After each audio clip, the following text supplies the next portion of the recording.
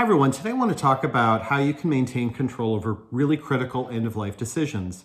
My name is Erich Skruwala. Now you may remember in 1990, a woman by the name of Terri Schiavo went into a brain coma after cardiac arrest. And for the next 15 years, she was kept alive on a feeding tube as her husband and her family wrangled a horrific legal dispute, which turned into a large political dispute over whether or not to withdraw the feeding tube. So we can't really know what Terri might have wanted, but because she had never actually expressed what she would want in the scenario she found herself in, it allowed for both her husband and her parents to engage in this endless dispute, and then ultimately to be used by political interests in a scenario that really dragged out for a long period of time.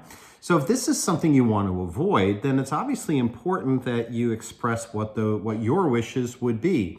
And in this area, these end-of-life decisions, it's just simply not enough to tell somebody. I may tell my spouse, over a glass of wine, hey, if I'm in a persistent vegetative state, I really just don't want to be kept alive.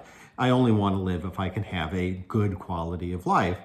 That's not going to be good enough to be able to ensure that my wishes and my desires would be expressed. It's important, therefore, to actually document what you would want. And we do this through a thing we call an advanced medical directive.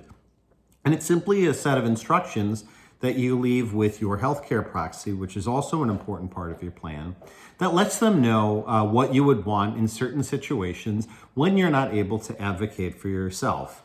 It's a really simple document to put together. It's very flexible in terms of what you might want to have happen and what you don't want to have happen. So if this is something you need some help with, or you want to talk over some decisions that you've made, please reach out and let us know. We'd be happy to help you. Until next time, take care. Bye.